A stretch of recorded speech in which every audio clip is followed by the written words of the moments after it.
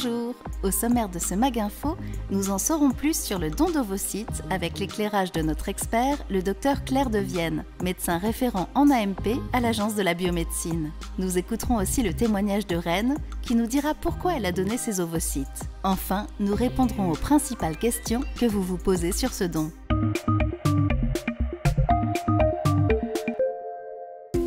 En 2021, près de 900 femmes ont fait un don d'ovocytes.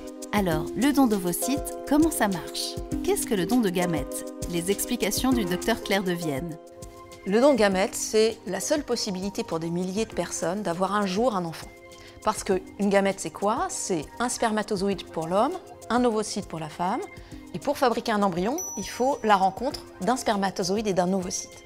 Or, il y a des femmes qui n'ont pas assez d'ovocytes, ou leurs ovocytes ne fonctionnent plus, et donc elles ont besoin des ovocytes d'une femme qui va les donner.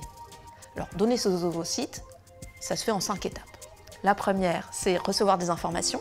Ensuite, c'est faire tout le bilan médical, rencontrer un psychologue. Et le don lui-même, c'est une dizaine de jours de traitement, suivi du recueil des ovocytes. Et ça, c'est une demi-journée à l'hôpital.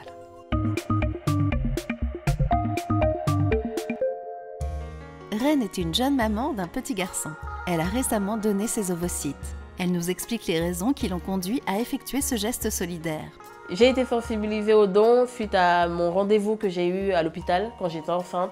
Donc j'ai vu une affiche avec des personnes afrodescendantes. Sur l'affiche, il y avait écrit « Donnez vos ovocytes » ou « Donnez vos spermatozoïdes ». Ma première pensée quand j'ai vu l'affiche, je me suis dit « Ah, donc ça existe des personnes qui ne peuvent pas avoir d'enfants naturellement ». Et j'ai vu directement ma gynéco et je lui ai demandé quelles sont les modalités pour pouvoir donner. Donc après la stimulation ovarienne, la ponction s'est très bien passée. J'ai pu sortir le jour même. J'ai pas eu de complications justement. Et aujourd'hui, je vais très bien. J'ai pu reprendre mon cycle menstruel normalement. Et je souhaite avoir d'autres enfants. Donc ce n'est pas un frein à avoir d'autres enfants. Avant de commencer la stimulation ovarienne, j'en ai parlé à mes proches. J'en ai parlé à ma famille, mes amis, même mes collègues. Et vraiment, personne ne savait c'était quoi le don d'ovocytes. C'est pour ça que je trouve que c'est important d'en parler.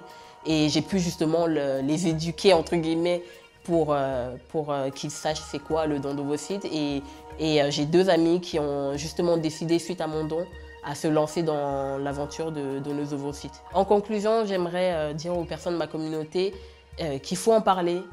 On n'est pas forcément pour ou contre le don, c'est pas ça la question, il faut juste échanger là-dessus. Mais encore plus quand j'ai su qu'il y avait des afrodescendantes et des asiatiques qui attendaient beaucoup plus que les autres pour avoir un don d'ovocytes. Donc je me suis dit pourquoi pas me lancer. Il faut en parler et découvrir que d'autres personnes peuvent être dans le besoin, c'est comme le don du sang ou d'autres dons. Il faut penser aux autres.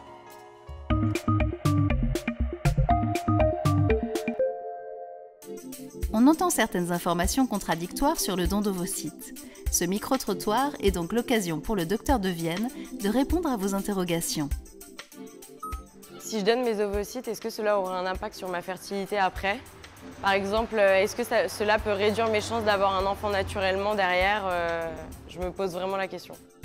Camille, je vais vous rassurer, le fait de donner vos ovocytes ne va pas réduire vos chances d'avoir une grossesse naturellement après. La raison, c'est qu'à la naissance, on a un stock d'ovocytes. Après la puberté, chaque mois, une petite partie de ce stock est utilisée jusqu'à la ménopause.